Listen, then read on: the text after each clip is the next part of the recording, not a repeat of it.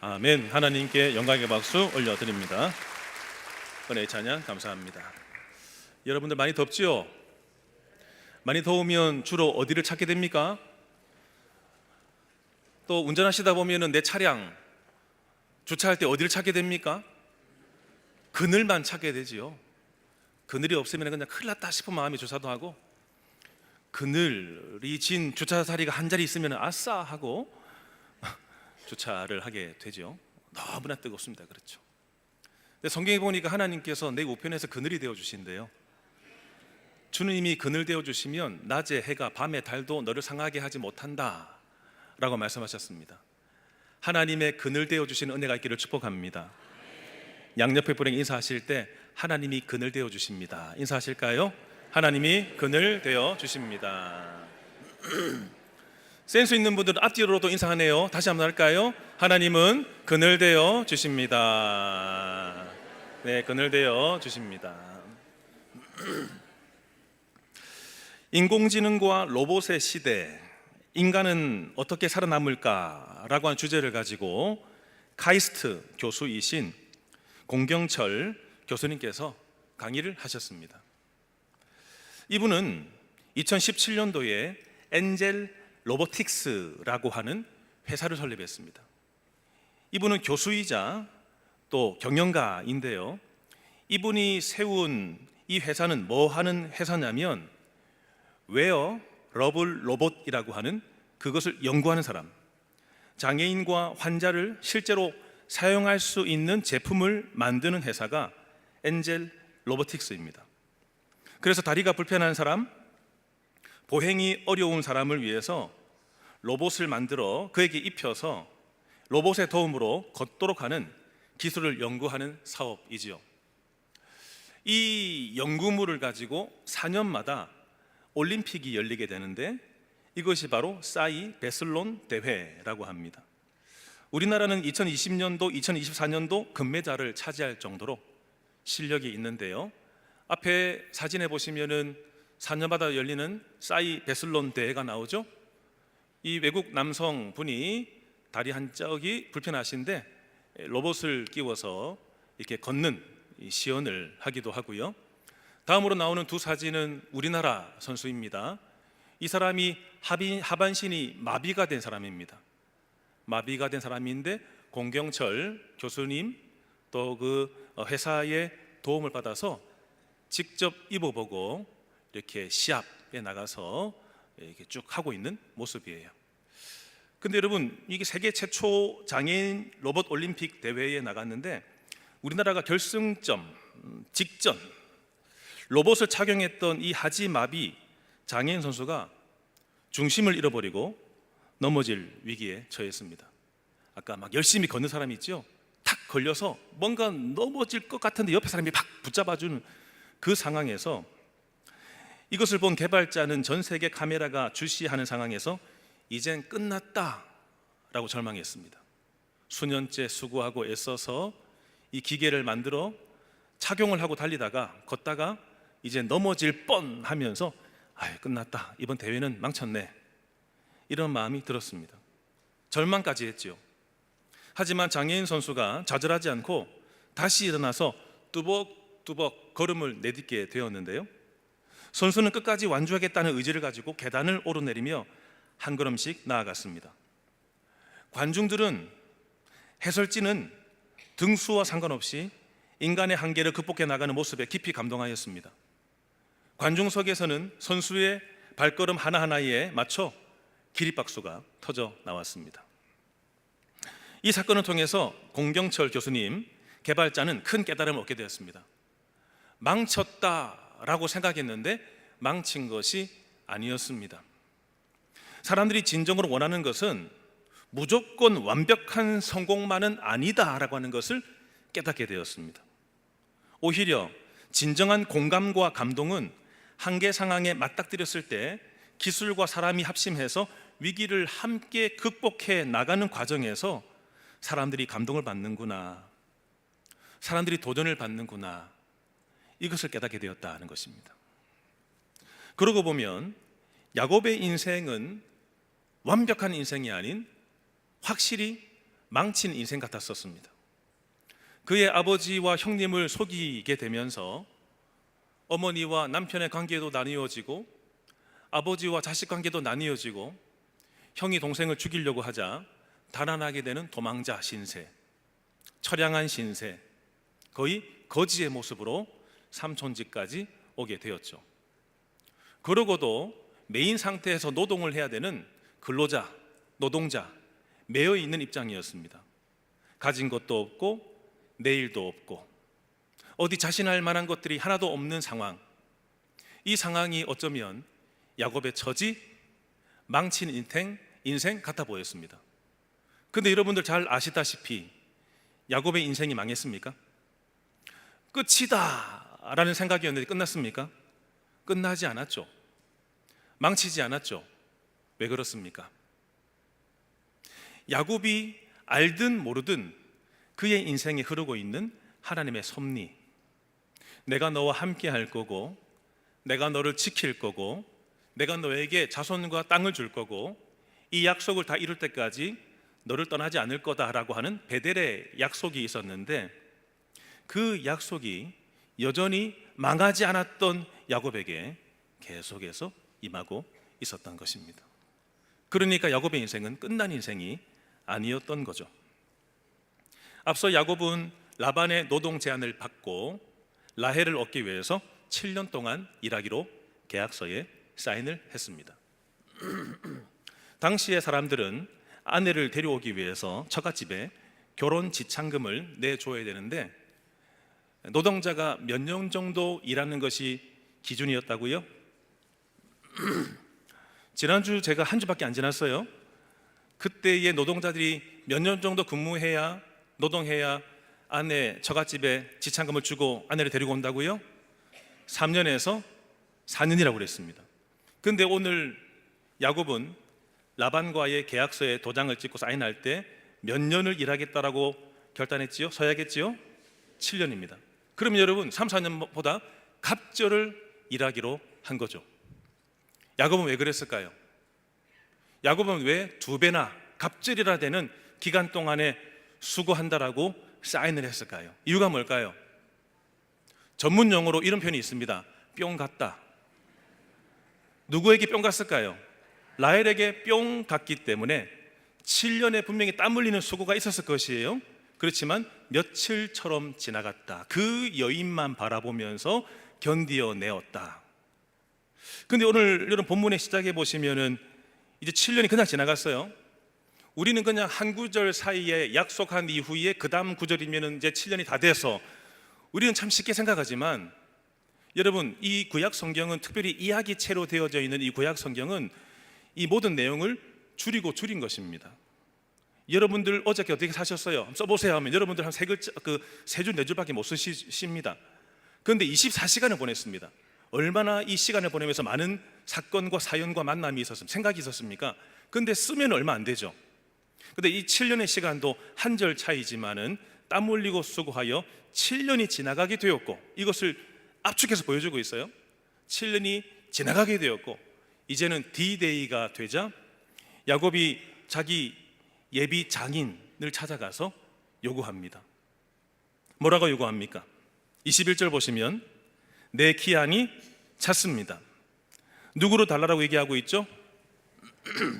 나의 아내가 될 이 라헬을 구하고 있습니까? 이미 그녀는 나에게 뭐가 됐습니까?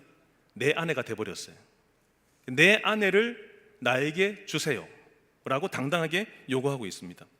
21절 뒤에 말씀 보시면 내가 그에게 들어가겠습니다 라고 되어 있죠. 결혼했으니까 이제 첫날 밤을 보내게 되면서 이 혼인을 완성하겠다. 그리고 많은 청중들, 이 결혼식에 참석한 이들에게 우리가 부부가 되었음을 이제는 증명하겠다 라는 차원에서 내가 그에게 들어가겠습니다 라고 요구를 하고 있는 겁니다. 여러분 야곱이 이렇게 요구하게 됐을 때 라반 어떡하지요? 22절 보시면은 22절 한번 같이 읽어볼게요. 22절입니다. 라반이 그곳 사람을 다 모아 잔치하고. 아멘. 여기에서 라반의 감정이 드러납니까? 라반의 생각이 엿보여요? 라반은 그냥 기계적으로 움직이는 것 같습니다. 그는 지금 반응을 안 보입니다. 그의 속내를 알 수 없어요. 요구를 하자 그대로 따라주고 있습니다. 사람들을 모아두고 있는 거죠. 이 사람들은 야곱과 라헬의 결혼을 지켜보는 증인들이 될 것이에요. 결혼의 이 절차는 정상적으로 진행되는 것 같은데, 근데 이 혼인잔치가 결혼이 이루어지는 성취하기 위한 자리라기보다는 라반의 속임수가 있었습니다.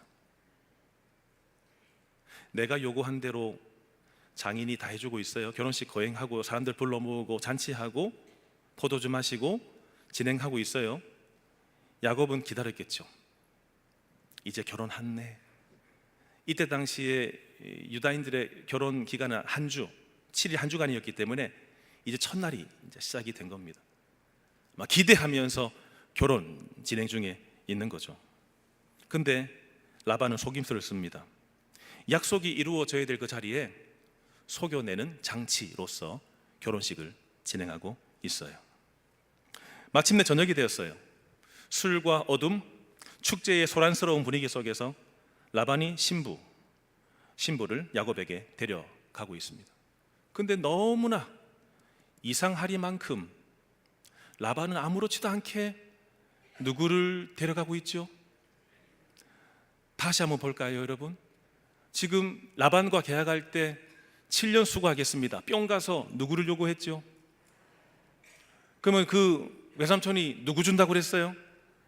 라헬 준다고 그랬죠. 근데 아무렇지도 않게 지금 누구 데려 들어가고 있어요? 레아를 데려 들어가고 있어요. 우리 장인어른들 이해되세요? 이렇게 할 수 있겠어요? 도무지 이해가 안 되는 상황이죠. 레아를 들여보내고 있습니다. 여기서 여러분 우리가 질문해 볼 수 있어요. 첫 번째 질문은 뭐냐면 라반은 도대체 왜 그랬지? 이 첫 번째 질문. 라반은 도대체 왜 그랬지? 두 번째 질문은 뭐냐면 레아도 동조한 것인가? 세 번째 질문은 정녕 야곱은 몰랐던 것인가? 여러분들 이 질문에 답을 한번 해보실 수 있겠어요? 첫 번째 질문이 뭐였다고요? 라헬이 아니죠. 라반이 도대체 왜 그랬지? 왜 그랬을까요? 왜 그랬을까요? 두 가지 현실적인 이익 때문일 것이에요. 첫 번째는 결혼시키기 어려웠을 가능성이 있는 맏딸 레아를 먼저 결혼시키는 거죠. 라헬과 레아의 특징을 말할 때 라헬은 아름답게 묘사가 됐었습니다. 근데 레아는 시력이 약하다라고 되어 있었습니다. 이 말은 정말 눈이 안 좋았거나 아니면 굉장히 부드러운 인상이었을 것이다 이지만 매력적이지 않았다라고 하는, 누구에 비해서?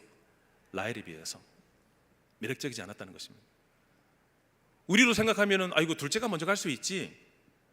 근데 이때 당시에는 첫째가 먼저 가야 돼요. 근데 둘째가 먼저 가버리면 첫째는 결혼할 수 있다 없다? 없죠. 그러니까 아버지의 입장에서 아이고 이 짐짝인데 빨리 보내야지, 이런 마음으로 먼저 레아를 보냈다는 것입니다. 또 하나의 현실적인 그 이익은 뭐냐면 야곱을 가만히 보니까 너무나 유능한 인물이에요. 7년 동안 일하는 거 보니까 이 야곱 때문에 라반의 재산이 점점 더 많이 불어나요. 일을 정말 탁월하게 잘하는 목자였어요. 이런 사람은 놓아주고 싶어요? 안 놓아주고 싶어요? 안 놓아주고 싶죠. 일 잘하면, 나한테 이익이 되면 더 오래 데리고 있고 싶죠. 그러니까 7년 동안 일하는 거 보면서 고민했을 겁니다. 어떡하지? 레아의 얘도 빨리 결혼시켜야 되고, 야곱은 빨리 안 보내고 싶은데 뭔가 내가 덫을 놓아서 조금 더 데리고 있을 수 없을까? 이런 고민을 하다가 지금 첫날 밤에 누구를 데리고 들어갔다고요? 레아를 먼저 들여보냈다는 것입니다. 두 번째 질문이 뭐였죠? 레아도 동조자인가? 물론 당시의 가부장적 사회에서는 아버지가 권력자였어요. 지금처럼 싫어요, 자식들이 그런 말 못합니다. 아버지가 명하면 해야 되는 것이에요. 그래서 레아가 어쩔 수 없이 아버지가 요구하는 대로 했다라는 답 하나. 또 하나는 뭐냐면 레아가 동조자인가? 그럼 여러분, 그냥 아버지가 하라고 한다고 해서 그냥 결혼만 한 것일까요? 이 형제를 7년 동안 쭉 지켜볼 때 레아의 마음속에도 뭐가 싹 탔었을까요? 아유, 남자다잉. 아유, 남자다. 아주 힘도 있고 얼굴도 잘생겼고, 물론 저 친구가 그냥 내 여동생을 좋아하고 있지만 나도 계속 이 마음이 갔던 것 같아요. 그 증거 중에 하나가 뭐냐면 32절 이하 말씀 보시면은 레아가 첫 번째 아들 르우벤을 낳은 이후에 이렇게 고백합니다. 이제 내 남편이 나를 사랑하겠지. 그런 아픔을 가지고 이렇게 독백하는 이 내용이 나와요. 그러고 보면은 7년 동안 두고 볼 때 레아의 마음속에 점점 더 누가 들어왔다고요? 야곱이 들어와서 첫날 밤을 보내면서도 라헬 흉내를 내지 않았을까요? 그도 마음이 있었다라고 하는 것을 알 수 있습니다. 세 번째 질문은 야곱은 정말 몰랐을까 합니다. 정말 몰랐을까?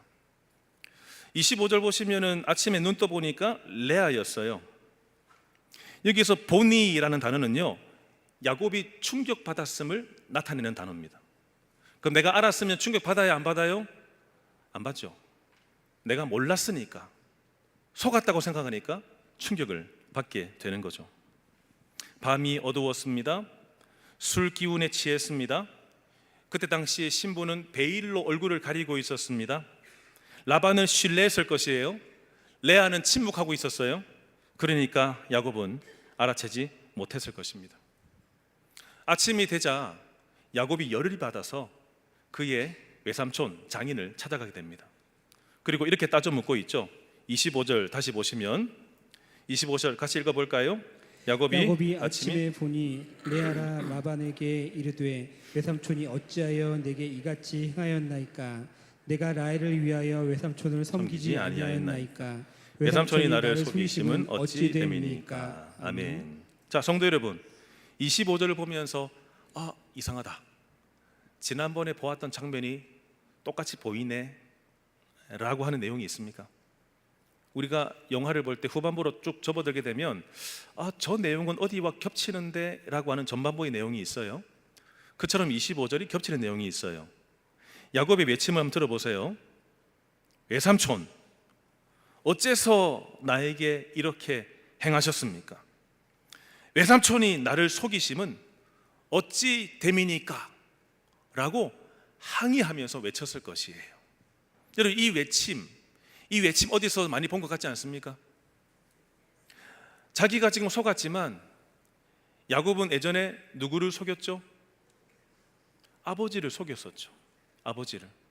아버지를 속여서 형의 흉내를 다 내고, 목덜미에도 다 염소털을 쓰고, 여기도 염소털을 입히고, 목소리도 형 흉내를 내고, 그렇게 아버지를 속였을 때 나중에 에서가 찾아와서 아버지 왔습니다. 넌 누구냐? 아까 전에 축복받고 간 사람 누구야? 깜짝 놀라서 이렇게 외치죠. 이삭이 심히 크게 떨며 이르되 네 아우가 와서 속여 내 복을 빼앗았도다. 그 말을 듣자 에서가 뭐라고 말합니까? 아버지의 말을 듣고 소리내어 슬피 울며 그가 나를 속임이 이것이 두 번째입니다. 전에는 나의 장자의 명분을 빼앗고 이제는 내 복을 빼앗았습니다. 야곱이 그렇게 속였었습니다. 아버지와 형님이 절규했었죠. 근데 지금 야곱의 외침을 보면서 누가 생각나요? 자기가 속였던 아버지, 형님이 생각이 나지요. 물론 라반의 죄를 정당할 수는 없어요. 라반도 잘못한 게 맞아요. 하지만 성경은 이 일을 통해서, 라반이 야곱을 속인 이 일을 통해서 인간의 행위를 공의롭게 다루시는 하나님의 섭리를 보여줍니다. 하나님의 섭리가 뭐라고요? 행한 대로 갚는 거. 공의라고 하는 것은요, 선을 심으면 선한 결과, 악을 심으면 심판, 징계. 이게 하나님의 공의입니다. 하나님 지금 야곱이 당하게 하시면서 하나님의 공의를 이루고 계시는 거죠.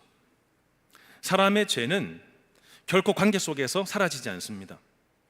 사람의 죄는 때가 되면 그에 합당한 열매를 맺게 됩니다.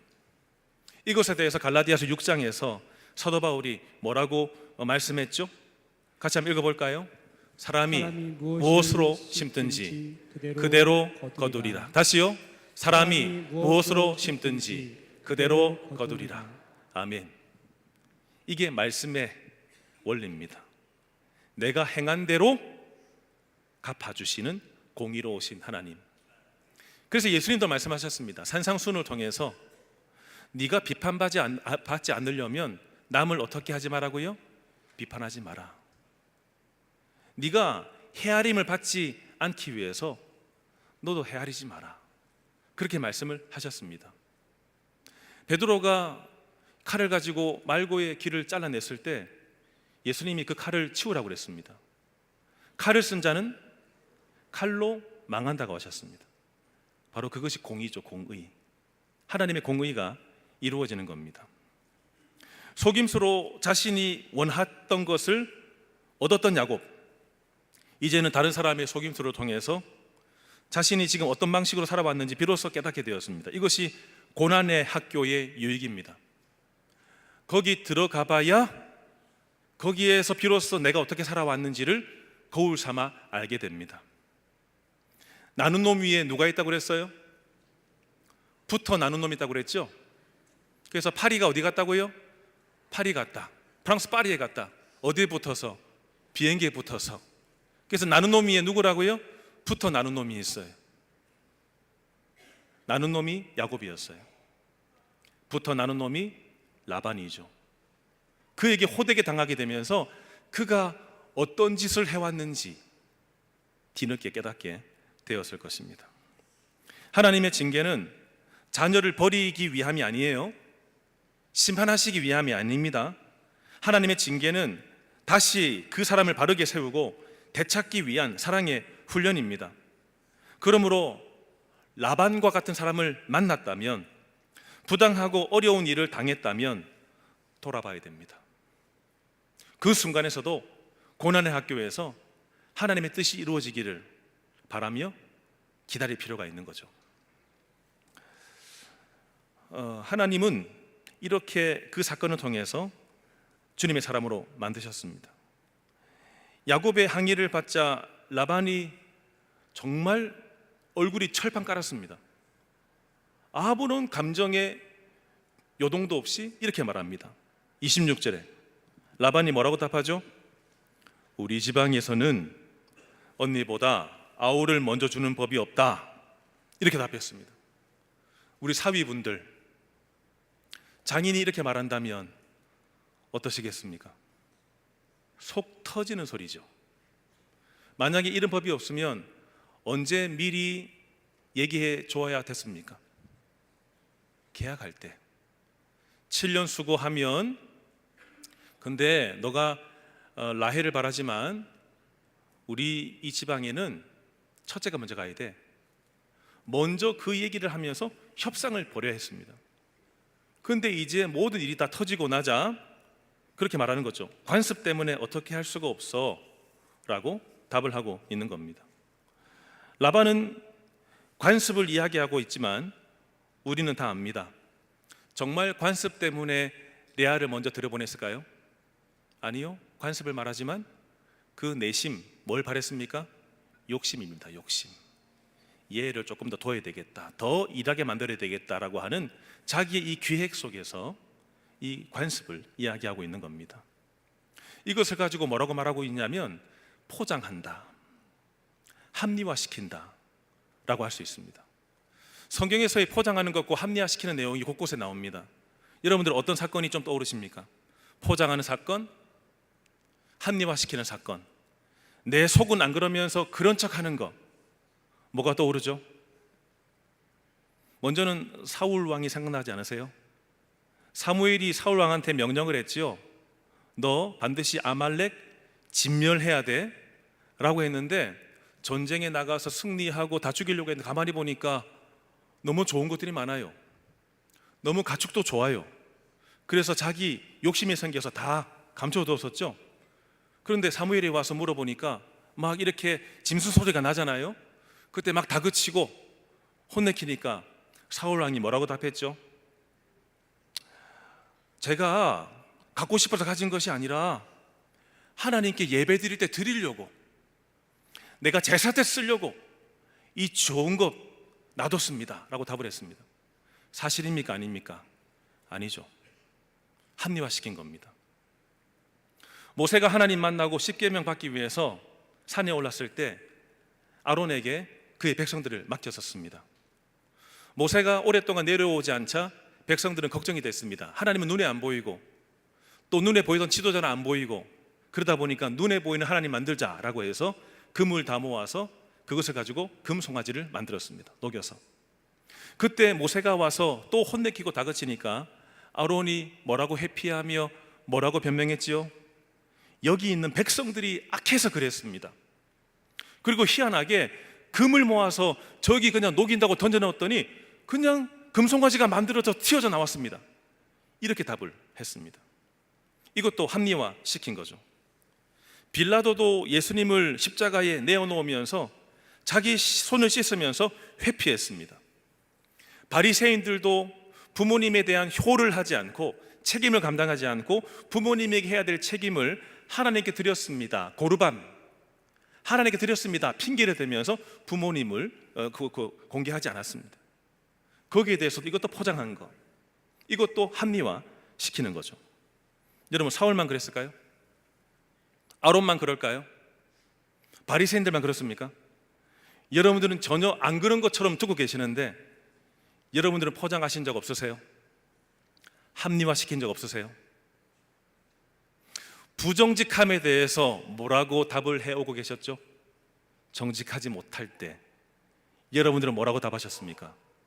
세상이 다 그래, 나만 어떻게 이렇게 정직하게 살아, 세상이 다 그래, 그렇게 말하죠. 자식들을 조종을 하면서 너 의대 가야지, 너 어디 해야지, 자식들을 조종하면서도 자식들이 힘들어서 부모님에게 뭔가 항의를 하면 뭐라고 말해주지요?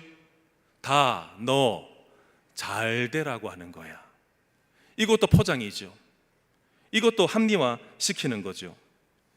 탐욕을 부리면서도 이렇게 답합니다. 미래를 준비하는 거예요. 제가 미래를 준비해야죠. 제가 뭘 합니까 지금? 비교와 시기할 때도요, 공동체를 제가 분별하기 위해서 비교하고 시기하는 거예요. 이처럼 여러분, 죄는 교묘합니다. 죄는 내 귀에 달달한 말들을 자꾸만 주입시키면서 합리화시키고 포장시키게 만드는 거죠. 그럴듯한 이유를 내세워서 우리의 마음에 속삭여요. 전통이라서 어떻게 할 수가 없어, 관습이야, 체면, 현실이 그렇잖아, 어쩔 수 없어, 계속 그렇게 우리에게 말을 하면서 속삭입니다. 여러분, 이럴 때 어떻게 분별할 수 있겠습니까? 죄가 교묘하게 나를 속여낼 때, 합리화시킬 때 어떻게 가려내고 어떻게 분별할 수 있겠습니까? 내가 어떤 말을 듣고 행동하려고 할 때 첫 번째, 저를 따라서 하시겠습니다. 진실과 사랑이 있는지를 확인하라. 진실과 사랑이 있는지 확인하라. 내가 지금 마귀에게 속는가 속지 않는가, 합리화시키는가 합리화시키지 않는가 가려낼 수 있는 첫 번째 기준은 뭐냐면, 내가 그 말을 하려고 하고 그 행동을 하려고 할 때 내 안에 진실과 사랑이 있는지를 점검해야 됩니다. 라반이 진실했다면, 라반이 자기 사위를 사랑했다면 그렇게 했겠습니까? 또 분별할 때 뭐가 필요하냐면, 저를 따라서 하시겠습니다. 하나님을 향한 순종이 있는지를 점검하라. 하나님을 향한 순종이 있는지 점검하라. 진실과 사랑이 있는지를 점검했다면 다음으로 내가 뭘 할 때 하나님을 향한 순종이 있는지를 점검해야 되는 것입니다. 나는 지금 내 욕심 때문에 이 일을 하려고 하는 것인가, 아니면 하나님께 순종하기 위해서 이 일을 하려고 하는 것인가, 내가 이 일을 통해서 기꺼이 책임질 자세가 준비되어 있는가, 약한 자까지 내가 공의롭게 대하고 있는지를 물으면서 잘 분별할 때 포장된 죄의 실체를 밝혀낼 수 있는 것입니다. 라반의 변명은 야곱에게 참으로 뼈아팠습니다. 왜냐하면 라반이 뭐라고 답했죠? 여러분, 어린 자가 마지보다 앞설 수 없다, 이렇게 답을 하자 결국은 야곱이 어떤 사건이 생각났을까요? 자기가 둘째지만 형보다 앞서려고 하다 보니까 이 사태가 터진 것 아니겠어요?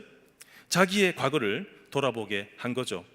이것 때문에 절망하고 있을 때 27절에 라반이 야곱에게 또다시 제안합니다. 7일을 채워. 그러면 라헬도 너한테 줄게. 대신 7년 동안 너는 더 노동해야 돼. 이렇게 말을 하자 야곱이 어쩔 수 없이 그 안을 받아들이게 되면서 오늘 본문이 마무리되고 있어요. 자, 여러분 7년 지나서 누구를 얻었다고요? 레아를 얻었어요. 근데 7일 결혼기간인 레아와의 결혼기간인 7일을 다 채우게 되자 곧바로 또 누구를 얻었어요? 라헬을 얻었어요. 라헬을 얻어서 자유를 누렸습니까? 아니요. 7년의 노동의 수고가 또 생겼습니다. 자유를 얻고 싶었지만 또다시 올무에 매이게 되면서 오늘 본문을 마치고 있어요. 성도 여러분, 내 인생에서 어둠이 찾아왔을 때, 속임의 밤을 만났을 때 그때 정직하게 나를 돌아보셔야 됩니다. 내가 심은 것은 무엇이었는가? 내가 지금 당하고 있을 때, 지금 내가 뭔가 문제를 만났을 때 질문하셔야 됩니다. 여러분, 콩 심은데 뭐가 나죠? 콩 심은데 팥 나는 거 보신 적 있으세요? 팥 심으면 뭐가 나죠? 팥이 나죠. 심은 대로 거두는 원리죠. 하나님이 세상을 이렇게 만드셨기 때문에 무엇이든지 심은 대로 거두게 되는 것입니다. 야곱은 어둠 속에서 아버지를 속였었죠. 이제는 라반의 어둠 속에서 이 속임수라고 하는 밤의 어둠을 통해서 결국은 자기도 속게 되었습니다. 관계 속에서 부메랑이 되어서 자신에게 날아오게 된 거죠. 지금 내 삶에서 만나는 어둠은 뭡니까? 누구에게 속았습니까? 누구에게 사기당하셨습니까? 누구 때문에 큰일 당하셨고 큰일 만나셨고 이것 때문에 한숨 쉬고 계십니까? 물론 욥처럼 의로운 자인데도 불구하고 고난을 당할 때도 있습니다. 하나님이 고난을 통해서 그 사람을 더 다듬으시는 거죠. 그런데 또 하나의 징계가 있습니다. 이것은 내가 행한 대로 갚는 징계도 반드시 있습니다. 여러분들이 과거에 무심히 심어두었던 영적인 씨앗은 뭐가 있습니까? 그리고 도덕적인 씨앗은 뭐가 있습니까? 혹여나 내가 타인에게 상처 주었던 말들을 하지 않으셨습니까? 편법으로 이익을 취했던 적은 없으십니까? 날마다 약삭빠르게 자기 중심적으로만 선택하지 않으셨습니까? 남이 어떻게 되든 상관없이 나 중심적으로 늘 선택하고 살지 않았었습니까? 이런 사실에 대해서 우리는 고난의 학교에 들어왔다. 내가 지금 이 일을 만난 것은 고난의 학교에 들어왔음을 인정하셔야 됩니다. 그 학교에서 뭐 하셔야 됩니까? 거울을 보고 회개해야 되겠죠. 그러나 하나님은 그를 망하게 하기 위해서 그 학교에 입학시키신 것이 아니다. 그를 새롭게 하시고 살려내시기 위해서 자기의 과거와는 완전히 단절시키기 위해서 그 학교에 들여 보내셨음을 확신하면서 주님을 기대하며 살아가셔야 됩니다. 어둠의 밤을 만났을 때에 과거의 내 삶을 직면하고 내 삶을 돌아보실 때 또 하나는 뭐냐면 은혜의 아침이 있음을 신뢰하셔야 합니다. 실패의 밤에도 하나님의 은혜는 끝나지 않았습니다. 아까 우리 몸이 좀 불편하신 분들을 위해서 기계를 만들어 부착하여 올림픽에 나간다고 그랬습니다. 무슨 대회라고 그랬죠? 베슬론 대회라고 그랬죠? 몇 년마다 열린다고 그랬죠? 계속 지금 눈 감고 계시는 분들이 계셔가지고 제가 지금 질문을 하고 있습니다. 최 목사가 한 주 내내 기도하며 애써서 준비했는데 눈을 감고 듣지 마시고 눈을 뜨고 들으시고 눈을 뜨고. 이 대회에서 하지마비 장애인 선수가 로봇을 착용하다가 걷다가 넘어질 위기에 처했을 때 개발자가 대번에 들었던 생각, 망했다, 끝났다, 절망감에 휘싸였지만 다시 이 사람이 일어나서 걸으려고 하는 모습과 저 관중석에서 막 박수와 환호성이 터져나오는 걸 보면 그때 깨달았다고 그랬잖아요. 그냥 완벽하게 해내는 것만이 최고가 아니라 설사 넘어질 위험을 처했어도 다시 일어나서 걸으려고 하는 이것을 보면서 사람들은 감동을 받는구나. 그것을 깨닫게 되었다는 것입니다. 우리 인생도 완벽하지 않아요. 우리도 넘어질 때가 있어요. 야곱도 넘어졌었어요. 근데 하나님은 거울을 통해서 그를 보게 하시며 결국은 하나님이 그를 다듬어 나가고 계셨던 것이죠. 우리 하나님의 섭리는 아무리 무너져 있어도 그 사람을 살려내고야만은 그분의 사랑과 관심인 줄로 믿습니다. 하나님의 시선은 또다시 나중에 울고 있는 레아에게 향하셨습니다. 편애 속에서, 사랑의 불균형 속에서 이 여인이 울고 있는 것을 바라보시면서 하나님이 그에게 아들들을 주시고 결국 예수님의 계보가 라헬을 통해서 이어졌나요? 레아를 통해서 이어졌나요? 레아를 통해서 이어지게 만드셨습니다. 사람에게는 사랑받지 못할 때 하나님은 약자를 돌아보시는 분이십니다. 내 인생에 밤이 찾아오셨습니까? 은혜의 아침을 맞게 될 줄로 믿습니다. 내 인생이 완전하지 못해도, 내 인생이 완벽하지 못해도, 약하고 무너지고 넘어져도 하나님의 섭리가 있다, 하나님의 시선이 있다, 이것을 믿고 믿음으로 내 인생을 행진하며 살아가시는 우리가 되기를 주님의 이름으로 축원합니다. 함께 찬양할까요? 내 모습 이대로 주님 사랑하십니다. 함께 고백하겠습니다.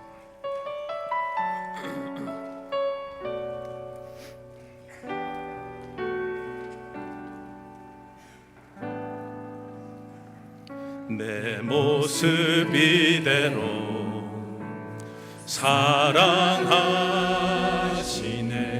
연약함 그대로 사랑하시네.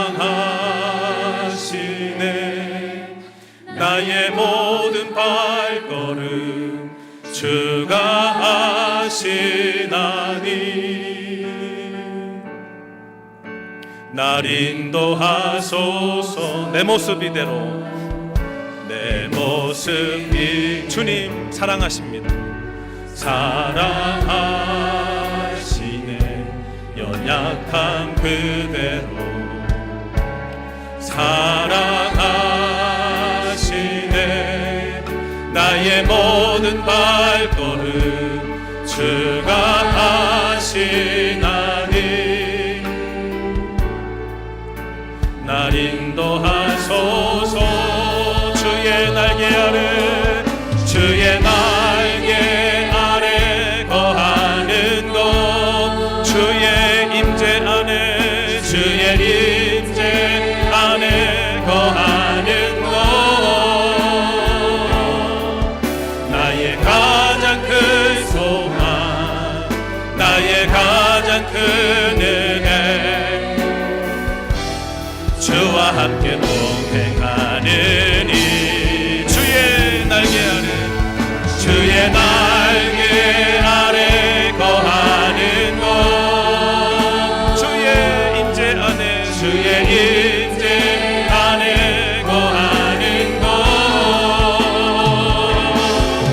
나의 가장 큰 소망, 나의 가장 큰 은혜, 주와 함께 동행하다. 일어나세요. 일어나셔서 주의 날개, 주의 날개 아래 거하는 것, 주의 임재 안에 거하는 것, 주의 임재 안에 거하는 것,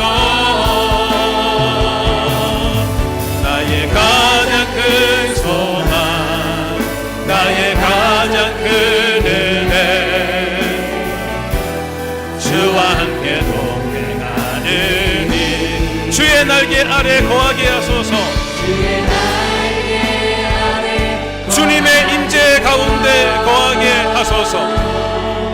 주의 임재 안에 거하는 것,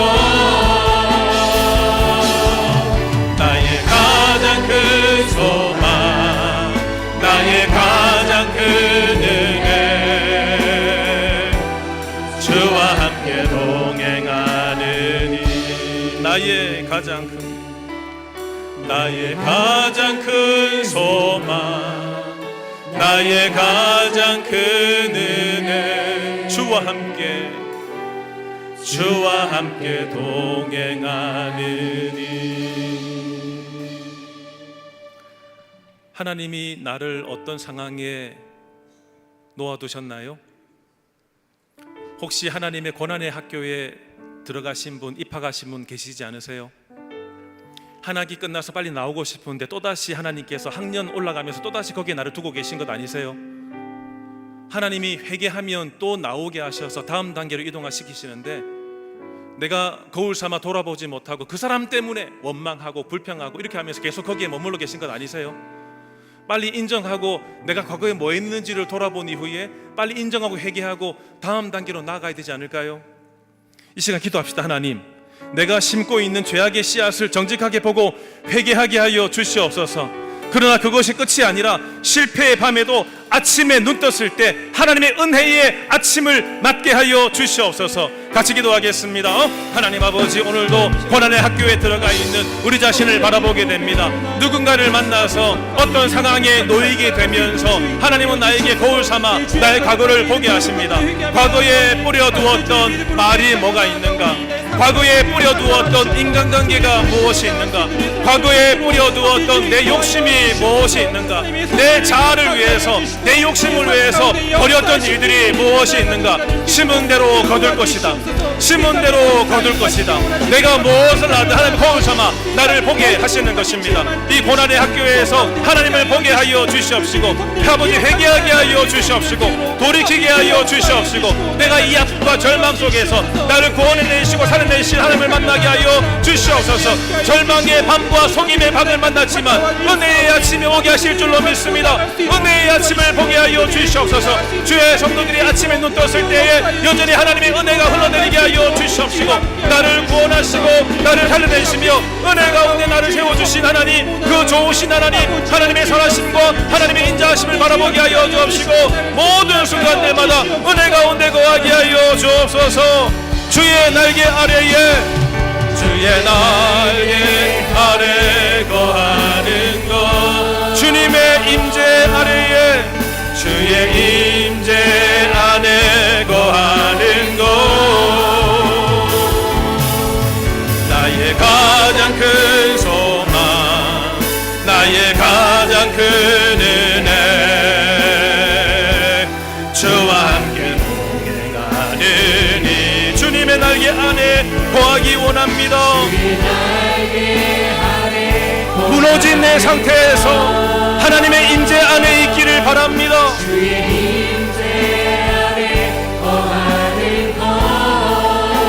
나의 가장 큰 소망, 나의 가장 큰 은혜, 주와 함께 동행하는.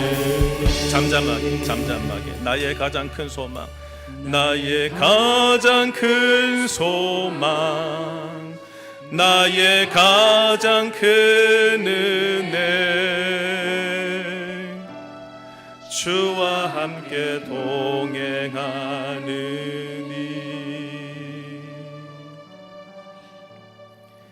이제 다 끝났다라는 절망감에 놓인 성도들이 있습니까?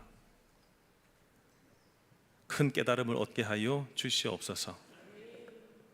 한계 상황에 맞닥뜨리게 됐을 때, 완벽히 성공하지 못해서 무너져 내렸을 때에 오히려 그 위기를 극복하는 것이 하나님의 뜻이다.